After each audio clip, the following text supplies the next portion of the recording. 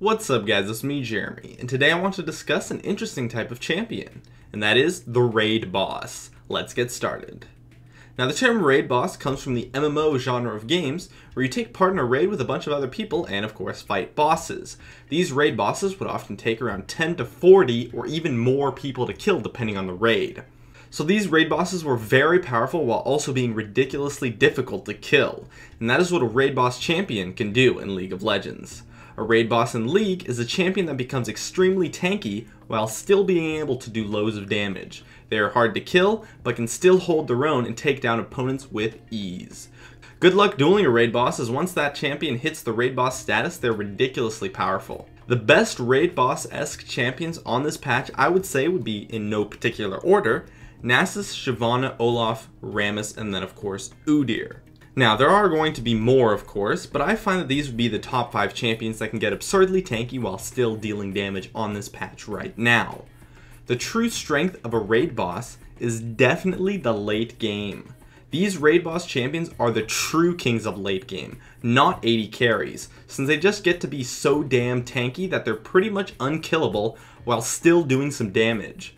The strength of these champions late game can easily surpass that of a full build AD carry. For playing as a raid boss, the key thing to understand is that you are the front line. You are the tank, the raid boss. You need to stay in front of your team. Avoid split pushing, as your team will likely have no chance unless they have a necessary tanky front line for those team fights. Now obviously what you want to do exactly will change on the situation in team fights, but in general you just want to try to avoid letting people get past you. If an assassin breaks through your blockade, turning around to kill them instead is going to be your best bet. But you can push forward as long as your team is close enough to follow up, and people aren't going past you. And of course, don't get greedy in these fights, as you are very vulnerable to kiting. Your goal should not be to kill the opposing carries, but to simply zone them out while your carries get free reign on the enemy tanks. If your carries kill the enemy tanks faster than the enemy carries kill you, teamfights should be no problem. Now for playing against a raid boss, kiting is going to be the key mechanic to use in your favor. This is why support champions counter pretty much all raid boss-esque champions.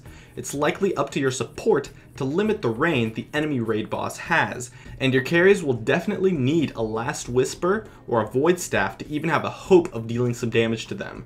And although they will be pretty big, kiting a raid boss is usually somewhat easy since they lack mobility. Don't be afraid to focus down the enemy raid boss too. As long as your team kills them faster than the opposing team kills your tanks, it will work out just fine.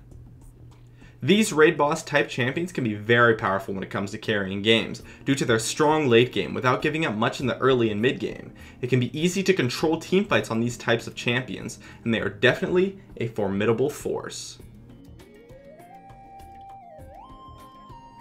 My name is Jeremy, and that's it for my video on the raid boss. If you enjoyed this video, feel free to check out some of my others on the screen right now. I'd love if you could support me with a like, and please subscribe for more awesome content in the future if you enjoyed this video. As always, thank you so much for watching, and I'll see you guys next time.